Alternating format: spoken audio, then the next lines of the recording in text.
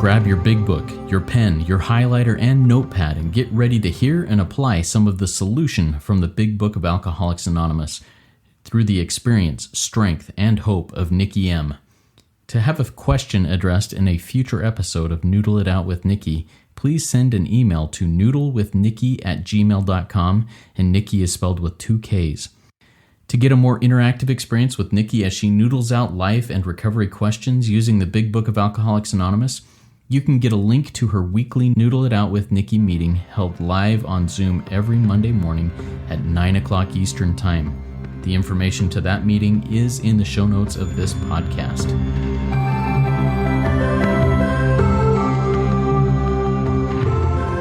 God morning, God afternoon, and God evening to all. My name is Justin B. I am the son of an all-powerful and all-loving God and a qualifying member of multiple fellowships, living in the miracle of recovery. And I'm here with the intelligent agent, spearhead of God's ever-advancing creation, and my co-host, Nikki M. Nikki, please tell us a little bit about what's going on in your life today. Wow. Well, hi, everybody. I'm Nikki M, and I'm an intelligent agent, spearhead of God's ever-advancing creation. And what's happening today is I'm packing to go to Luxembourg. I leave on a 6 p.m. Toronto Eastern Standard Time flight, and I will be in my the man who God has chosen for me to serve. I'll be in his arms tomorrow, probably about 11 a.m. Luxembourg time. It's exciting. I mean, this is what happens, Justin, when you work a program. It's like I had just so everyone, if you don't know me, get to know me, but I had this little dream, and God had a real big one for me, way bigger than mine. And I love how God does for us those things that we can't do for ourselves. And that's a testimonial. If you hear Nikki's story about that sometime, I encourage you to incorporate it into your own recovery life and see how that works out for you. Guys, if you've listened to this and the other Rico 12 podcast before, you know about Rico 12. You know what we do. You know the different things that we have. If you wish to support us in any way financial, you can donate through rico12.com/support. Just go check that out in the show notes. We're grateful for any help that's provided, as we have a lot of projects going on here, and we're just grateful to be able to share these things. Now, grab your big book, a pen, a highlighter, and a notepad, and get ready to hear and apply some of the solution from the Big Book of Alcoholics Anonymous from the experience, strength, and hope of Nikki M. If you have a question that you'd like us to address in the future, in a future episode of Noodle It Out with Nikki, please send an email to noodlewithnikki@gmail.com. We'll get to those questions as they come along. And to get a more interactive experience with Nikki as she noodles out life and recovery questions using the Big Book of Alcoholics Anonymous, you can get a link to her weekly Noodle It Out with Nikki meeting held live on Zoom every Monday morning at 9 o'clock Eastern Time. The information to that meeting is also in the show notes of this podcast. All right, so let's jump into a question for today. Nikki, I've got this question here that came to me just recently. And I'm going to read through this here, and then we'll address it. I'm still seeing how my addict life of the past is still leaving quite the wake, and the echoes are roaring through the lives of my loved ones. How can I forgive myself again when the echoes of the past continue to cause pain in the lives of those I love? Nikki, what's your experience, strength, and hope? What does the book say? Wow. Well, the book says a lot. And, Justin says, what we do here at Rico. So long story short, this is a recovery community, and we are immersed into this way of life. And so that's number one. We have to remember we have accepted this lifestyle, Justin. So, who's ever asking this question out there, it's like your past keeps, echoing and coming up. And I think that's part of God's plan. I mean, we don't know better than God. So remember, everybody, when we come in here, this is a lifestyle. Because it says, what does the book say? What does the book say? Even with a frog in my throat. Why always on a Monday? I think it's because I get so excited on our Noodle meeting, and then I come here, we record, and it's like, but it says, what page was I going to? I can't remember, but let me get right into it. It says, Design for Living. That's where I was going, page 28. See, it says a new life has been given us. So first of all, I want to ask this person, are you really accepting the dictates of this book? Let's go deep here. I know we snorkel, we dive deep. I don't know what we're going to do right now, Justin. I don't know if we need a full air tank, but we got to go deep. It's like, you're going to get a new life. Full stop, says page 28. New life. It's going to be given. It's going to be given to you. And now there's further back, we read that there's a price that has to be paid. It means the destruction of self. But this is a design for living that works. That works even when Nikki, my echoes of my past keep coming up and I can't forgive myself and I keep seeing how I affected my son's life, my daughter's life, my family's life, my mother's life. Yeah, even when that happens. Because you have to come in here, and this is radical. I said it this morning on the Noodle program, Noodle meeting, is that this is for spearheads. What Justin and I do, family, we don't mess with mediocre recovery because we did that for a while. And I would invite our new friend who's asking this question, our old friend, this is not for the faint at heart. See, if you are not drafting, you're getting drifted into this past life thinking, then you forgot that you have to page 30. Every day you need to smash the idea that you are like anyone on the planet. You have to smash the idea. Because why? Why do I have to do that, Nikki? Well, page 50 says that this happens, that you get diverted. Page 50 says, you get diverted by the ugliness of some of the trees. So see, in this moment, you're getting diverted by the ugliness of some of your past. And you're not allowed to get diverted. This is a real mission. A mission for what, Nikki? A mission and a purpose to serve God's people. And if we are drifting into the past, our book says on page 86, we must not drift. And it tells us why. It says you're going to diminish.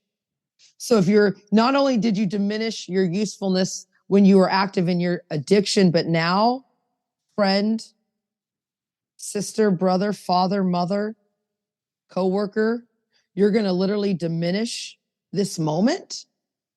Haven't enough moments been diminished? Because on page 66, it says that to the precise extent that you permit what? Well, that you permit deep resentments, deep fears, deep thoughts about the past, you're going to squander the hours. My line out, Justin, says, because you and I, Justin, I'm just going to call it out. I think I'm a little older than you. I like to think I'm younger than all men on the planet, but I'm 50. So let's just say squander the decades, sir. You got me beat by a year and a half, Nikki. There we go. So okay. Acceptance is the answer to all my problems. There we go. So you and I'm going to round you up. We're almost in our 50s. You're almost in your 50s. We're there. And guess what? We squandered a decade, Justin. We squandered a decade in addiction. So why are we going to squander even a minute thinking about our past? And I know, because you and I have talked about it. We talk about it always on the episode. Whenever the time anyone's bringing up their past and what they've done to their family, page 124 says our past is our greatest asset. But Nikki, that doesn't help me when I'm watching it in real time and I'm watching my daughter break down or my mother break down because of the things I've done and the tornado and what does our book say? Let's say exactly what it says. It says on page 82, because of the hearts I've broken, because of the sweet relationships that are dead, because of the affections that have been unrooted, because of my selfish and inconsiderate habits that have kept not only the home, but everybody around me in turmoil. And then it says, the next sentence says, yeah, but you're unthinking if you think that your sobriety is just enough. See, you have to, again, page 63, take a sincere position every day, all day, to abandon yourself to this way of thinking. So what do you have to do? God is everything or God is nothing, page 53. And then upon awakening every morning, even though people around you are suffering, all the people that you've, what did you, the person say, the echoes of the past have come up and you can't forgive yourself. You don't get to do that here. Full stop. And if you want an easier, softer way, or you want, Nikki, where does it say that?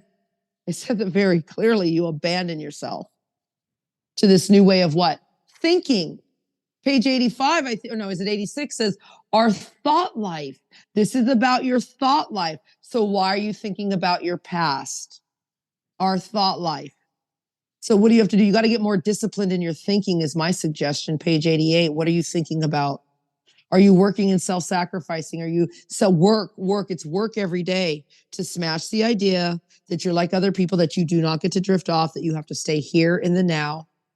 Because let's go real radical. Page 68 says you're in the world to play the role God assigned. And God obviously assigned you to be a lunatic addict.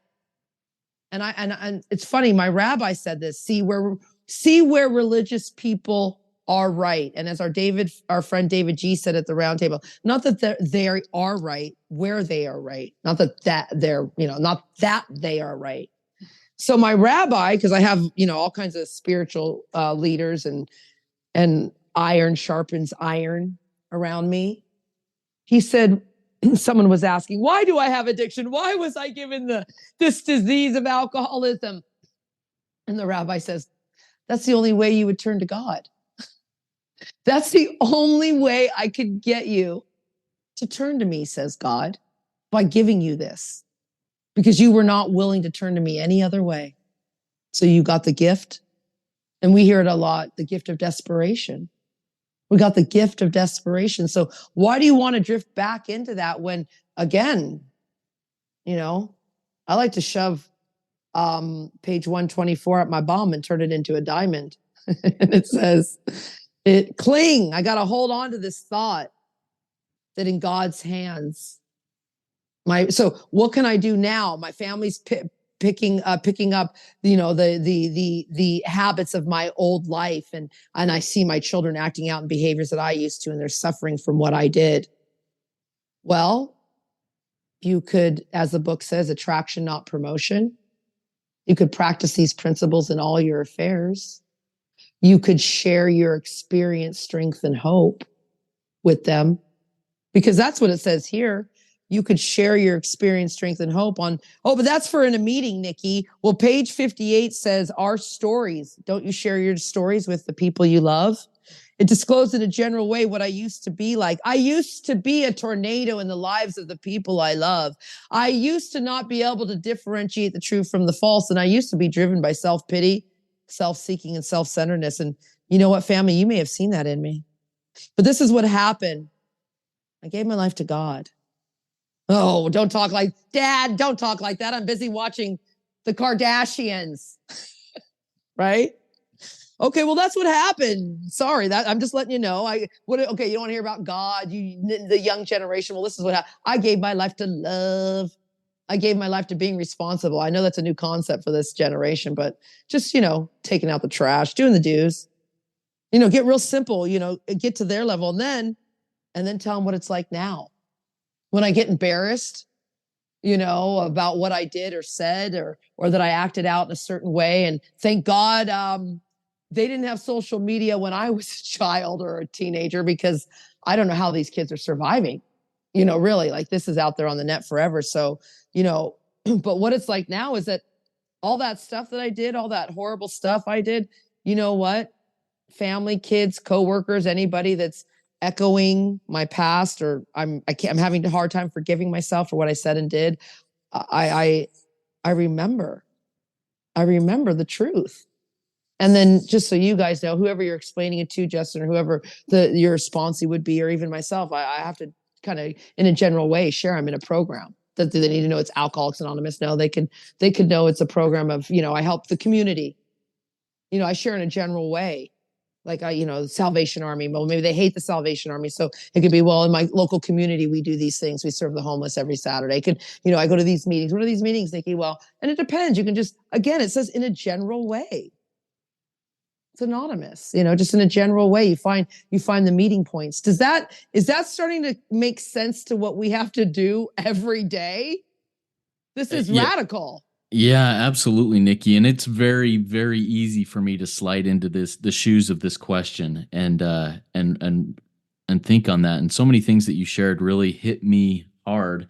I think that one of the I guess tricks, one of the struggles that I may have would be, yeah, but why now are these people still suffering when I am relatively free, when I am relatively living that happy, Well, joyous, and free okay. life? Yeah. This is a great question. Why are they still suffering? Let's dive deep, my brother Justin B. It says, oh God, I got to get my book out. I want to say page 60. It says right here, and see, we're armed with the facts. It says any life. It doesn't say just an addict's life. It says any life run on self-will can hardly be a success. See, I'm armed with the facts. Number two, I've also page 112, 112. I've read this book. So it says very clearly is that I be convinced that any life. So that's why I have to just look. The other day, prime example, my mom, I said something, she said something, and she's untreated, doesn't have a solution. And she got all angry. I could see it. And so what did I do? Like, there it is, the effects of that. I instantly know that any life run on self-will could hardly be a success. Number one, she was listening to my conversation. You know, I'm loud when I sponsor in my home. I'm a full-time sponsor. My home office, aka the Noodle studio, aka my bedroom. She can hear me screaming, and I said something like, "I gave my mom my master bedroom," and then she only heard that, and then she came, "Well, what about the money I gave you, Nikki?" She's feeling slighted that I didn't mention that my mom gave me money when she moved to Canada. Well, yeah, she did. She had a place to live. We had to redo some things around the house, Mom, and and then I could just see where it was going AWOL. Now, fast forward a couple days later, this is just this week, Justin, and then all of a sudden she sends me a letter. Well, I'm in the book, a remorseful mumbling that I'm sorry. She's swallowing in guilt and shame, all the things I do.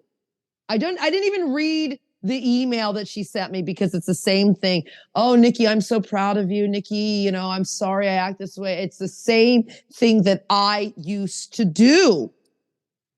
So I don't get mad. I don't even respond to it. I'm not going to. It's the same, it's treadmill, the rat race, the same thinking, because she's not in a program. Any life run on self-will. So go deep with this. The people around you, Justin. So let's talk about you. Say you're doing something. The echoes of your past come up, and your wife, your children, someone in your family, even, you have a big job and your employees or something comes up, right? All you have to do is look at them. Are their lives run on self-will? And I don't mean screaming around, running around in some religious rhetoric. I'm talking like my boyfriend when I said, "What am I going to do?" And he says, "Don't call me, ask God." Like, just ask God. I know his life is not run on self-will because he won't play into any of it. Go to God. When I'm asking my sponsors and they're just like, get to God. When I ask you, Justin, and sometimes you do say that, just get to God. What does God say? Not even what does the book say. What does God say? This is radical. So any life run on self-will. That's why here we are. Let me go deeper. I'm like, I use my boyfriend. He's a real muse. He goes, "I'm a watcher." The other day he said that to me, and I'm like, wait, what does that mean? Because when I first met him years ago, he goes, "I'm special." And he goes, "I'm special." And I said, wait, Mr. Luxembourg. In English, in North America, when you walk around going, "I'm special," you're very arrogant. Okay? Really, because English is his worst language. So I thought he was getting confused with his other 7 languages. And no, he wasn't. He meant it. I'm special. Now, Justin, I look at you right now and I'm looking at you, and I mean, when I say it, I mean it. I'm special. Now, I know this because the consciousness of my belief has come to me. So when he said I'm a watcher, and I thought, "Oh, well, if he's special, I can be special. I want to be a watcher too." Well, what does our book tell us to do? Let's go deep on this one. Our book on step 10 tells us, let me get to the page. I think it's page 85. um 84, 85, it tells us we continue to watch. Oh, it's on page 84. Continue to watch. Are you watching to see if the people who you think you're affecting, and even though I'm sober, they should be great and everybody should be great because I'm sober? No. Any life run on self-will can hardly be a success, says our book. So I just need to watch for ... Does that make sense? Yes, it does. And it's so helpful. So helpful. Thank you for the reminders of, other people's lives, though I may have affected it, though I may have been that tornado, whether it's me, whether it's anybody else that has torn through it, their reaction, their response, their decisions moving forward are not mine. Watch that any life run on self-will. Any life run on self-will can hardly be a success. And I love the continue to watch for these things. Thank you so much, Nikki. For all of you out there, man, dive into the big book, dive into the solution, put it into action, because it's not the steps we talked about. It's not the steps we read. It's the steps we took. And if I'm not putting things into action, they're not doing me or anybody else any good. Same thing with each of you out there listening. Keep coming back, everybody. This program, these steps, these concepts and principles work when I work them. So work it. You are worth it.